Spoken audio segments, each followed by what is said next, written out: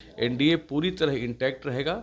पशुपति पारस जी का सम्मान हम लोगों के दिल में पहले भी था, आज भी है, और वह सम्मान कायम रहेगा उनका, यह तय मानिए। तेज प्रताप से तो अपना दल, अपना गठबंधन संभल नहीं रहा, वो अपना घर से झांके संभालें, यही बहुत बड़ी बात हो जाएगी। तो 4 जून को परिणाम आ जाएगा कि इंडिया अलायंस पूरी तरह से ध्वस्त, समाप्त, और कांग्रेस तो इस बार 30 से भी कम सीट पर जीतने वाली है। नमस्कार, आप देख रहे हैं DTW 24 न्यूज और मैं हूं आपके साथ दिव्या पांडे। इस वक्त हम मौजूद हैं बीजेपी कार्यालय में। हमारे साथ बात करने के लिए बीजेपी के प्रदेश प्रवक्ता नीरज कुमार। अब इनसे ही बात करेंगे कि कैबिनेट पद से इस्तीफा तो दे दिया पारस जी, लेकिन पारस जी के इस्तीफा देते ही तेज प्रताप एक बहुत बड़ा बयान दिए, कहे कि उनसे तो पहले ही कहे थे कि आप इस्तीफा दे दीजिए, हमारी पार्टी में आ जाइए, हमारे पार्टी की दरवाजा खुली है आपके लिए। तेज प्रताप वेलकम कर रहे हैं। सबसे पहले वेलकम हम ही कर रहे हैं कि जल्दी हमारे पार्टी में आ जाए। क्या कहिएगा? तेज प्रताप उनको वेलकम कर रहे हैं। उनका तेज प्रताप जी के लिए तो अभी मतलब ये है कि राजनीति सीखो,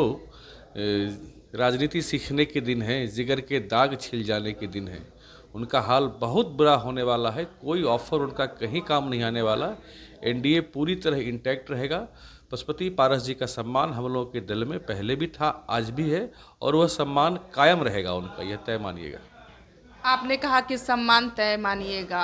सबका साथ सबका विकास लेके चलने वाले मोदी जी का स्लोगन है। आखिर सब उनका साथ क्यों छोड़ दिए, जबकि उन्होंने 2024 से आप लोगों के साथ रहे, एनडीए के साथ रहे, जी जान लगाए रहे, कोई भी वो गलत नहीं किए। जिस सभी लोग धोखाधड़ी करके निकल जाते थे, लेकिन उन्होंने अपना साथ दिया।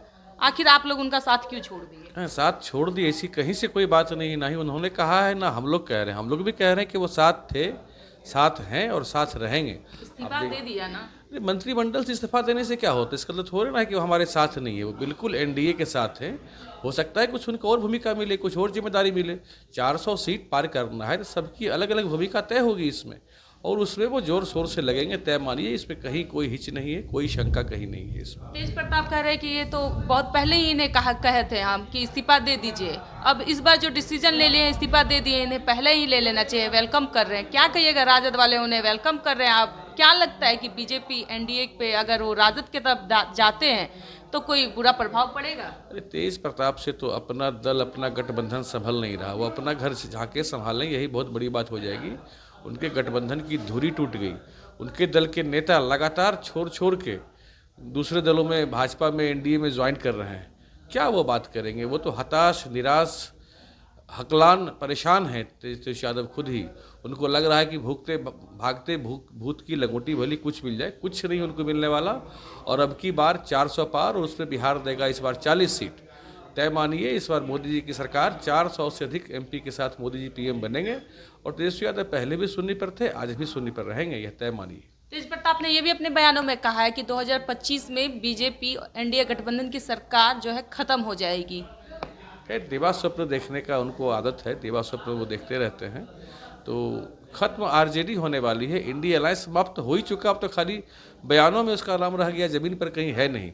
वो समाप्त हो चुका, और जो बचा खुचा है चुनाव के बाद समाप्त हो जाएगा। वो 4 जून को परिणाम आ जाएगा कि इंडिया अलायंस पूरी तरह से ध्वस्त, समाप्त, और कांग्रेस तो इस बार 30 से भी कम सीट पर जीतने वाली है। पिछली बार तो 52 पे आ गई थी, इस बार 30 से भी कम पे कांग्रेस रहने वाली है। 40 सीट जीतने का उन्होंने भी वादा किया है, दावा ठोका है। नहीं, देखिए उनके वादे में कहाँ दम है? वो तो वादे बहुत करते हैं, कोई वादा पूरा करते नहीं। वादा पूरा करते हैं मोदी जी, कमिटमेंट पूरा करते हैं मोदी जी। जो 70 साल पहले हमारा कमिटमेंट था कि 370 हटाएंगे, उन्होंने हटाया। 3 तलाक हटाएंगे, उन्होंने हटाया। राम मंदिर बनाएंगे, उन्होंने बनाया।